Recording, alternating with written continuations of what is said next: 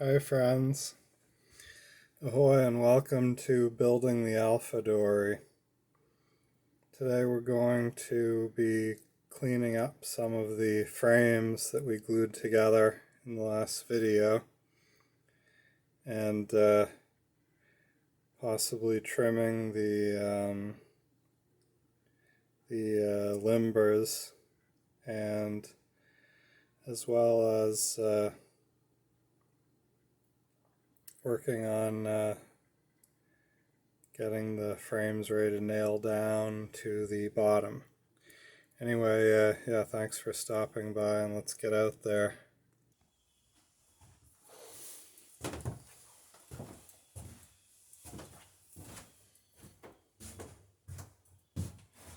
Yeah, so these are the last of the frames I glued up the other day. So these things are plenty dry. They've been in the shop for 2 days drying in the heat and all. So you always just want to make sure you got the glue pretty well hardened before you unclamp them. And I gave these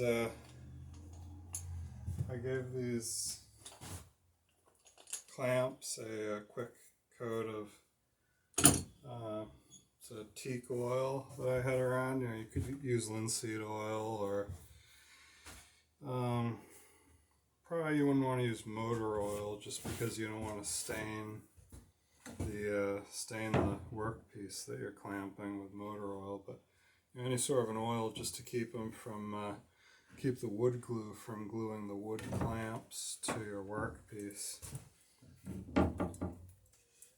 Probably use Vaseline if you wanted. Anyway, yeah, so that came out nice.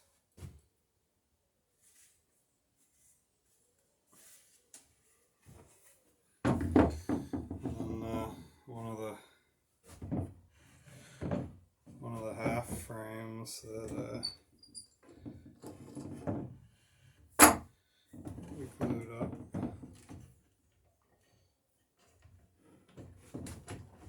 See, this one's you can see it doesn't take much to knock it loose from the glue. Yeah, so that came out good too. Nice tight joint. And well, it's a pretty sturdy joint on its own with the glue.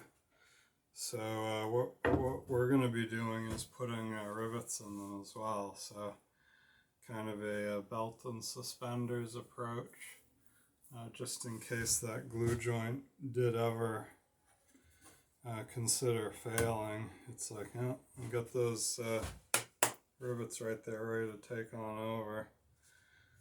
No failing for you. So yeah. Oh, and here's the other half frame here. So that one came out pretty good as well. And you can see the half lapped joint is a little bit proud on the side of the half flap. Now that's a good thing. You know, it's fine if they're flush, but the one thing you don't want is this joint to be a little bit low, because then, you know, like you'd have to, well, it's just a bad thing, because if this joint is a little bit low, then what it means is you took off more material in the half flap than you needed to. So in fact, like, you kind of made the frame weaker than it needed to be to make the joint. And you know, these are fine a little bit proud. That's not a big deal. You know, hit these with a sander, and you don't even need to make them flush. But you know, it's work out fine. So yeah, we've got to trim these up on the bandsaw, and then we'll get to doing a little riveting, hopefully.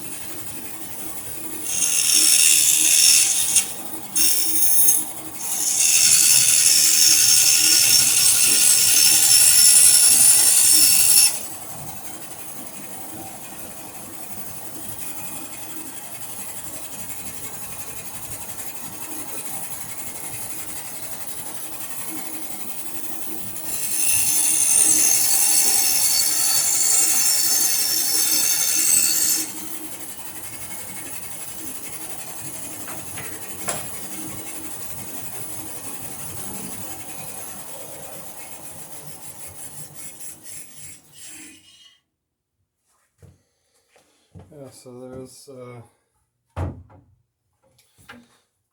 all of the frames trimmed.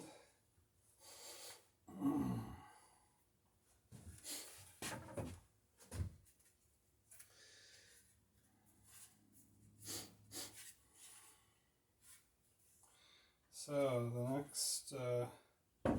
next thing we want to do is rivet them together, and we actually want to cut the limber holes as well, probably before we rivet them, because they'll be a little bit easier to cut on the bandsaw if the rivets, aren't there, kind of standing proud. Okay, so for marking the limber holes, what we want is a limber hole that's just big enough to allow water to drain from one end of the boat to the other, so that you can say sit in the stern and bail it out, and any water that's in the bow will run back towards the area that you're bailing from. So one of the best ways or a little trick for doing that people have learned over the years, I guess, or just come up with, is if you take a quarter and put the corner of the frame right on George Washington's ear, and just lay the quarter on there like that, then you'll have a pretty good guesstimate of where it should be for cutting your limber hole. And then when you actually do cut the hole, cut right to or take the line, because especially on the bow and stern frames, these are going to get shaved slightly for the bevel that's in the bottom. So the front end, so say in the bow, the front edge of the frame will be a little bit smaller than the back edge of the frame. So when you shave that, you're going to lose a little bit of your limber hole. So when you're cutting them, kind of cut them ample. A quarter is about the smallest you'd want to make them. Otherwise they'll plug up pretty easy. So I'm going to finish marking the rest of those, and we'll take them to the saw. Okay, so another tip, before you cut the limber holes on the corners of the frames, it's a good time to set the frames on the boat, check their width, make sure that that corner where the frame comes down and then transitions into the foot of the frame, which is nailed to the bottom, is lined up exactly on the edge of the bottom board where you want it to be, so that first plank has a nice flat transition between the bottom board and where it lands on the frame. And at this point, like if you haven't done it already, it's a good idea to mark the center of the frame where it falls on the center line.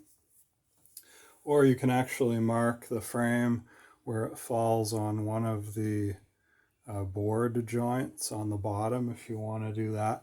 But just some mark to orient the frame side to side on the bottom, because once you cut those limber holes, you're going to lose that convenient little hard angle between the bottom of the frame and the arm of the frame. And so that's what I just did. I just set up all the frames on the center line and marked the center line. And while I got them, I just kind of couldn't resist while I had them up there, because it looks, you can start to see the shape of the boat. Looks kind of cool.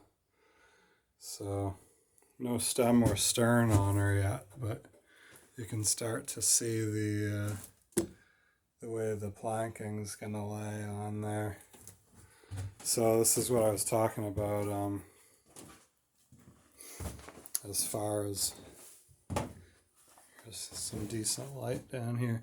See, I'm just putting a tick mark here on the center line, and that'll help me orient the frame, because as soon as I cut these limbers, I'm going to lose this nice crisp edge, which is, like I was saying, helping me orient the frame side to side.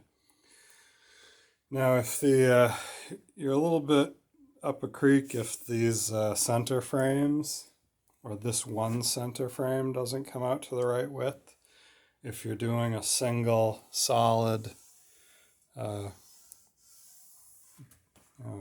bottom to the frame, the foot of the frame.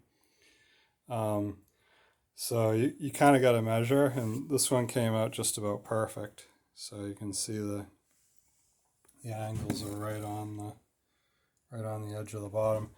Now you do have a little bit of wiggle room, especially with the bow and stern frames, because you can see the bottom is getting wider fairly quickly at the bow, same at the stern. So if you cut this one a little bit narrow or a little bit wide, you'd be able to slide it forward or back, probably would just take a ½ inch if you're anywhere as near within the right dimension.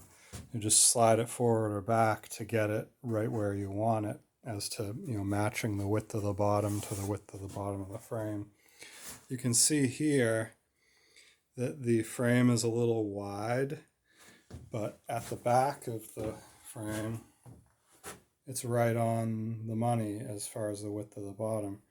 So, and it's right on the line that I drew, so, I marked it correctly and all. It's just that we're going to be taking off some of the, we're going to be beveling this frame so that it lays against the planking. So you're going to lose some of the frame up front here where it's a little bit narrower. So you got to kind of plan for that when you're making up your frames. And then, so I'd say the trickiest frame is this third one here, if you're doing the framing like this.